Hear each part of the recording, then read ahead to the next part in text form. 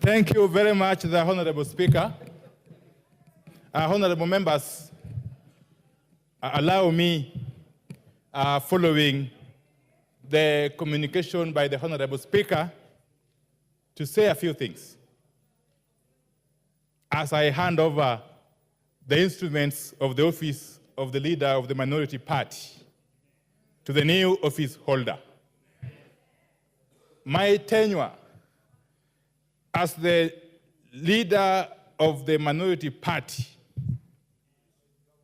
of the National Assembly in the 13th Parliament under Article 108 of the Constitution has now come to an end. Honorable Speaker, it is important that I do some reflection. For the time I've been in this house, now close to 12 years. Honorable Speaker, let me share with you, honorable members, one of my most epic moments during my service in this house as a legislator. You will recall, I'm sure, that in the 11th Parliament, during my first term, I was actually suspended from the service of this house on the 31st March 2016 for the remainder of the session. Those days up now, sessions used to begin from 1st January to end of December, I think. So I was suspended for the remainder of the session on 31st March 2016.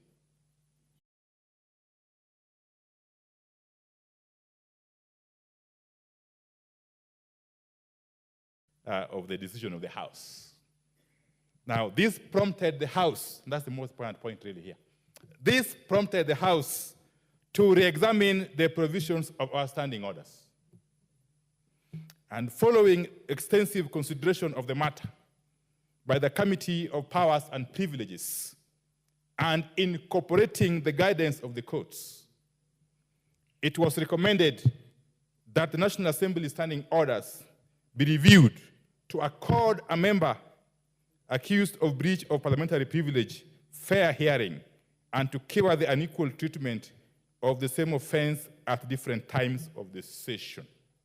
Consequently, a standing order 110B was introduced to provide for an elaborate process for appeal against suspension, and standing order 111 was amended to provide for a maximum period of suspension of 90 days.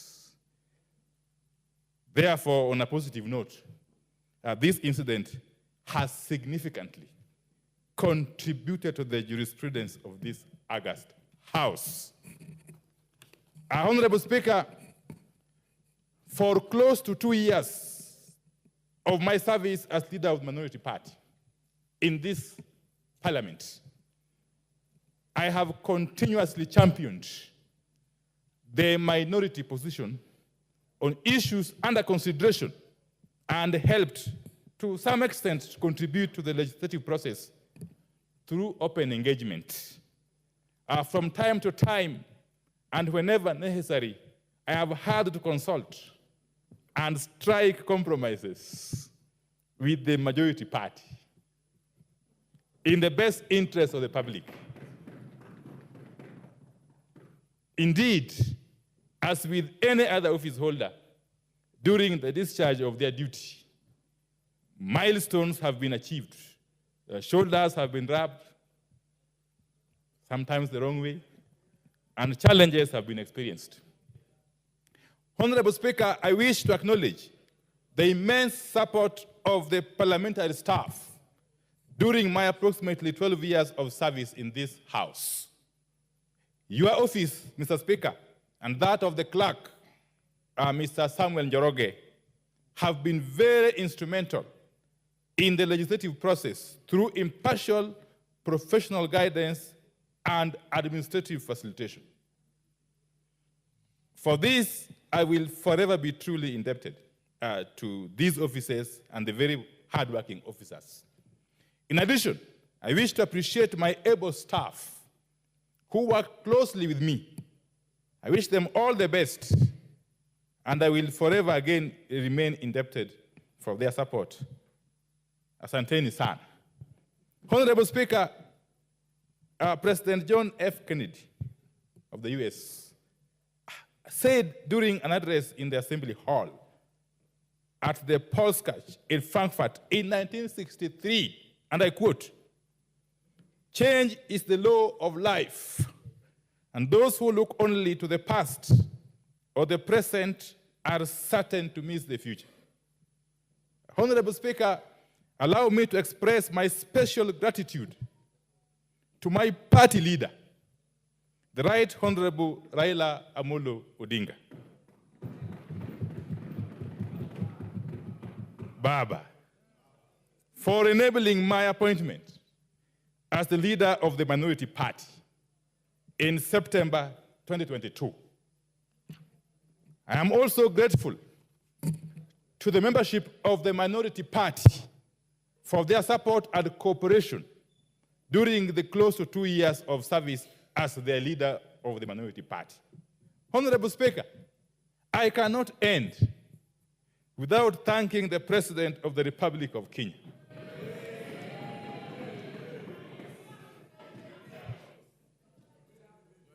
I repeat. Okay. Honorable Speaker, I cannot end without thanking the President of the Republic of Kenya. His Excellency William Ruto, His Excellency Dr. William Samoei Ruto,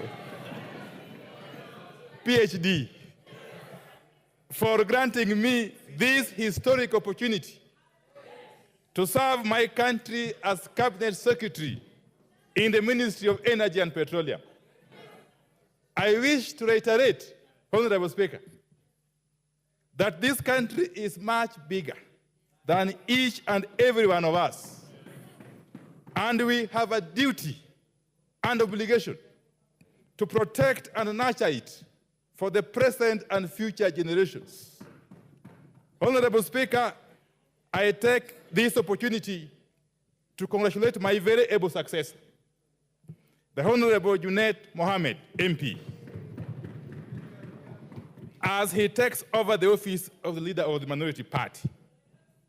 Honorable Speaker, you will agree with me that Honorable Mohammed, who completes his tenure as the minority party whip today, has with legendary humor and wit effectively discharged his role to the House and to the party.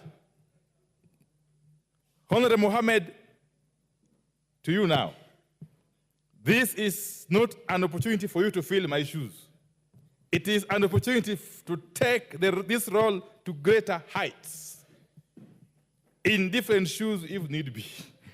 I wish you all the best in your new assignment. Honorable Speaker, finally, allow me to hand over. Okay, fine. Honorable Speaker, as I conclude, allow me to thank all my colleague members, now from both sides of the divide, for the immense support and cooperation you have accorded me. And I want to assure you that as I transit to the executive, my doors shall remain open. And we shall continue to engage one another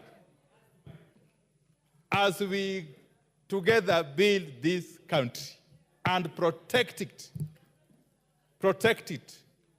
from any attempts to sabotage it by whomsoever. Honorable Speaker, I want to conclude, Honorable Speaker, by thanking all of you. Asanteni sana. Honorable Wandayi. Thank you, Mr. Speaker. Mr. Speaker, mine may be a little longer because I've been here longer than Honorable Wandayi.